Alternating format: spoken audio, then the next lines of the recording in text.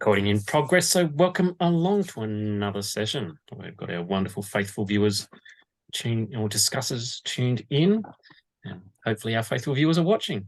So we've jumped away from some of the stuff from Intergenerate, and I thought we'd look at some of the things from Rachel Turner. So Rachel Turner was visiting Australia a couple of weeks ago. I discovered she born in America, but now has been living in England for a long time. And she's written a lot about, oh, my internet connection is unstable. That could lead to interesting things for tonight. We'll see. Kylie's frozen, but Rod's not. Yeah, and we'll be using the same internet, so that would be why.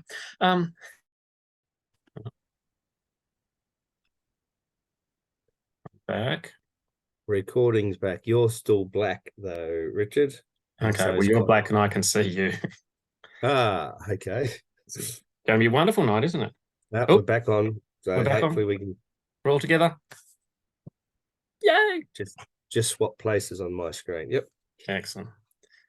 So Rachel Turner. Rachel Turner. Who knows what you've heard in the recording and what you haven't heard? That's life. So she's been doing a lot of writing around parenting for faith and put together video resources and stuff like that. So we might be looking at some of those in the future in the church. But she was out in Australia and lucky enough, they got her up to Queensland to do a couple of things. So I went and saw her and it was good to see. And I've now got a couple of her books and I'm reading her It Takes a Church to Raise a Parent. But particularly she was talking about some of her parenting for faith and of course, as any good children's worker, she pointed out that, she was doing her thing as a good children's worker type stuff, and then she went on a bit of a retreat and she reflected on Deuteronomy 6:4-9, which probably pops in your head now, the hero Israel, and then the, write it on your doorsteps to talk about when you rise and when you go to bed, and that faith formation in the home and realizing, okay, it's not about me. And she pointed out, children, church, we might have them in a year, 100 hours, school, 1,200 hours. So you can already see church is way below school. Media, if they're 5 to 15, probably 1,500 hours a year, 3 to 4, 12,000. Oh, maybe that should be 1,200 hours. I don't know. Yes, it should be 1,200. Parents, somewhere between 2,000 and 3,000 hours a year. So obviously, if we have them for 100 hours a year as a church, that's not where the main faith formation is going to happen. It has to happen within the parents because they've got thousands more hours than we have. Yeah.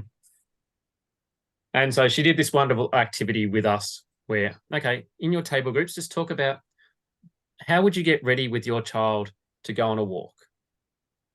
And so give us some ideas. How would you get ready to go on a walk? Are you going on a walk or a hike with your child? What things would you do? Take the first aid kit. Okay, so you'd organise a first aid kit. A lollipop and some water. It all depends on how far you're going and all that sort of stuff. Okay, yep. So we found a lollipop in the backpack that suddenly appeared to be growing out of a grass tree. Was a real good encouragement to continue to walk. There we go. Yep. Like it. Yep, the grass tree probably didn't, but whatever the botanical name for that particular piece of flora is. Yeah. Any other ideas? Other things, yeah. So I guess one of the things is there's obviously the lead up to it. Yeah. You have a good rest, go to the toilet beforehand, all those sorts of things you might get into. That's nobody's doing anything. Going on a trip, going to the shops, going in the pram. Yep. So get them ready for it. Get ourselves ready for it. Psych up. Yep. Read Check your about where you're going. Read Your about where map. you're going. So do some research and planning. Yeah. Kylie? check your phone has battery so you can use Google, Yeah. Okay. Cool. or phone will get lost. Yep. So she took all those, and we had heaps more, obviously, because we had several groups and had more time to do it. And then said, okay, well, if you can plan a hike, you can do faith formation stuff, and linked into how we do that. So she talked about 6 areas. Oh, and I'll see if I can get off. How do I get that? Yes. Whoa. So, because this will make it easier for Rod when he writes it down. Yeah, well, he's doing already. Yep. So she said, you have up windows. there. Okay. And so windows are where you let them look into your life. So you share about your life. So you might talk about how you've gone on hikes before and what you do to get ready, what you've experienced. You know, when we go, I went once to, Tui Forest and I saw a koala because I was being really quiet. So we might need to be, so you're letting them into your life. Then I've got that. Framing.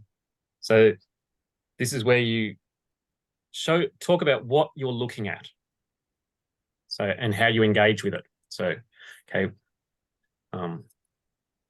might be we're going on a walk and we'll see nature. This is the sort of nature we might see. Prepare. This is the picture we're looking at. So, faith stuff, what's the passage we're looking at? What's the Bible verse? Where's it come from in the bigger story type stuff? The framing, do we need water? The planning type stuff that I think Rod said, do some research where we're going, frame it. Where are we going to? I keep doing that. Then equip. So get the things we need ready. Do we need the water, the lollipops, the backpack in the bush type stuff? Preparing them. We assume that they know how to do spiritual life, but we need to equip them. So how do we teach them? How do you do prayer? Let's do prayer together. Stuff like that.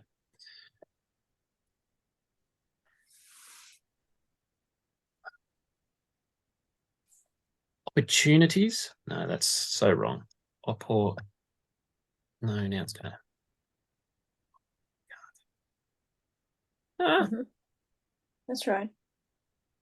Oh, you need your box. Need my box. There we go. There we go. That looks better as opportunities, doesn't it? Opportunities. Yeah. So you need them to experience and to try. So it's no good if we go on the walk and I just do everything. I need you to do something. I need you to experience. I need to give you chances. Then we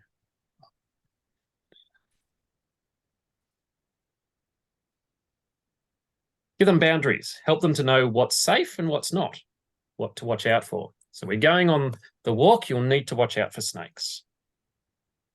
Or, all the prep work that the senior boys do a couple of weeks before, they go on their hike. This is the tent. This is how we put the tent up. This is what you're going to do with your tent. You're not going to put your tent in the middle of a stream. You're not going to put your tent on a hill because that water will slide down your hill. Yep. Under a tree. Yep. And then feedback. So talking about it. When you get back, what did we do? What happened? And you can also have that feedback as you're walking along. You're chatting. What's going on? How are we doing? Which, like when we were sharing in our groups, one of my things was, well, when you get back, you talk about it. And I talked about, I'm sure I've said before, Youth for Christ has the saying, an unreflected experience is a missed experience. So when we do things, every game, every activity you did it, and then you went, okay, what did we learn from that? What came out of it? How do we reflect it? So we went on a walk. What did we learn from that walk? So she says there's these 6 areas, and then she gave us 5 tools, and they link to certain things. So tool number 1, and let me, look, I'll get a different color. Oh, Someone's going to watch this and go, look at how clever they are.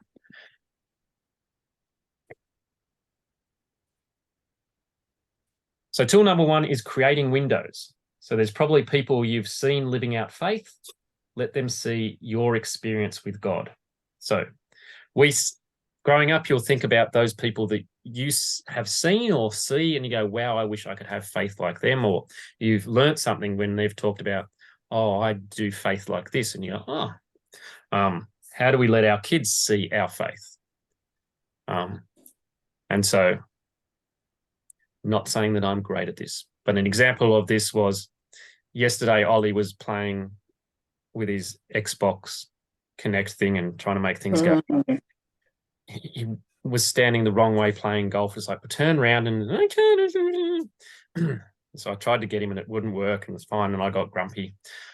So when we were doing our night prayers, it's okay, anything you want to say sorry to God for? No, I said, well, I'm saying sorry to God for getting grumpy and frustrated at the game. So how do we open up those windows and go, this is part of my faith. I've stuffed up. I need to. So yes, creating windows. How do we create windows for our children to see our faith and what's happening for us? The second one was framing. I just have framing, so it's probably the same thing. So letting them know this is what to expect. Narrating reality. This is what you're looking at, and this is how you can engage with it. So this is what we can expect. You know, let them know Christian life's not going to be all easy. We're going to have difficulties. You're going to have questions about who God is, what you believe, and that's all right. Helps them to understand where they are. This next one came in framing and equipping.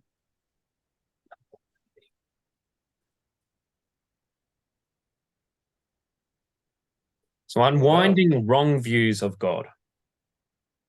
So if you have a weird view of God, then you might not engage with God. If God's this grumpy God up there, then why would I talk to God?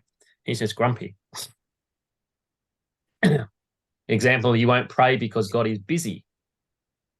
Yeah, so the example she gave, a child might, I'm not going to pray for this because God's busy and I want to save up my things to pray for the important things for me. So Dad, can you pray for this? Because, it doesn't rate on my list. That wouldn't come in our heads, but for a child, it's like, God's this. Maybe it does come in your head, but it doesn't necessarily come into our heads. But for a child, it's like, oh, this is how I see God. So this is how I engage. So we need to shepherd their views, and then they'll want to engage. We get them, here's this beautiful image of God. They'll want to be part of that. So kids might see a busy, distant God, a jolly, a happy God, an angry God, a mysterious God, an unpredictable God, buddy Jesus. So she says, let them talk about God in an open way, and you need to notice what they're thinking and have open conversations. So talk about, how do you see God? What are your views? How do you understand God? And go, oh, well, which one of those do we have to work on? Not going, no, that's wrong, but how do we help them to transfer? Also, pretty sure it was in equipping.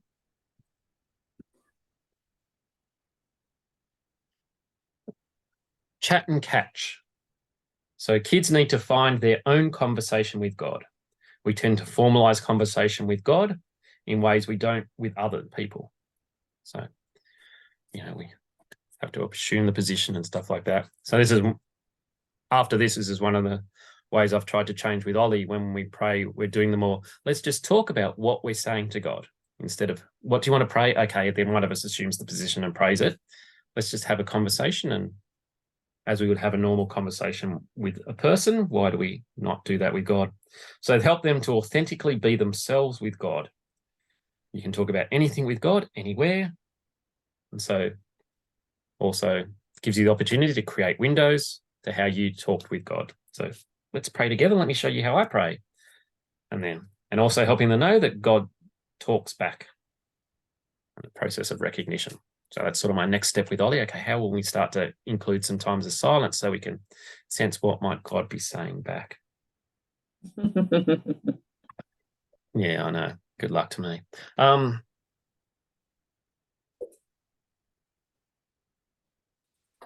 then I'm pretty sure down in opportunities, surfing the waves. So kids work through fads. So we all know they love this, and then suddenly next week they don't like it anymore. You can go, oh, they like this food, and you buy boxes of it, and suddenly, no, I don't like that anymore. Why have you got that? And same with spirituality. So we might feel like we fail when the wave stops, but how can we get alongside them? And not every wave is yours. You might not have energy, but another area might do it. So I can see my kid needs to be sort of lifted up and someone needs to walk with them, but I don't have the energy to do that. So Rod's going to do that at Boys Brigade, or Kylie's going to be doing that at Sunday school and walk alongside them for this bit because I just don't have that energy. So yeah, they were her 5 sort of key tools: creating windows, helping the kids to see into our faith, framing them, helping them to understand what is it, what is about, what are some boundaries, equipping them, helping them to unwind some of the wrong views of God that they might have, and to learn prayer through us, chat and catch. How do we just help them be realistic in prayer? And then surfing the waves, just going with them and going, okay, you're in a down period and that's all right. I don't have to force you into faith. How do I walk alongside that? What do people think of all of that?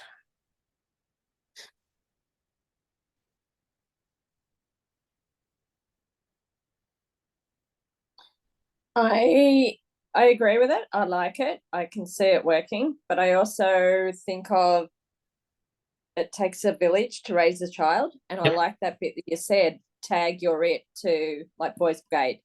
Not all of it, but every so often know that, hey, if you aren't doing well yourself as the adult, you can use others.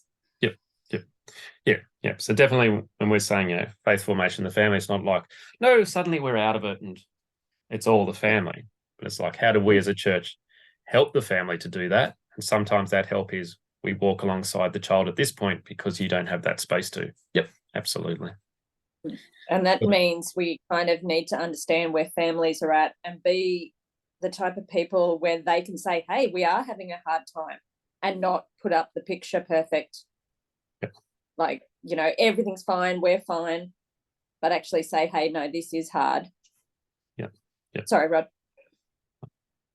No, I agree. That's a different track where I was going, which is probably the opposite. Both relevant.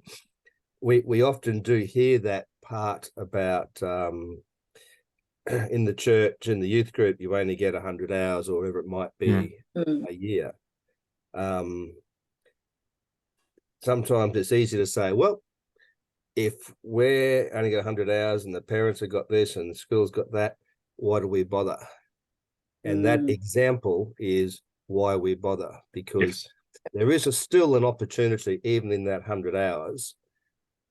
And in particular, the greatest opportunity is when we probably don't know, but when the parent or the other thing is having that difficult time and we're just able to fill that gap in the youth group, in the school for that matter.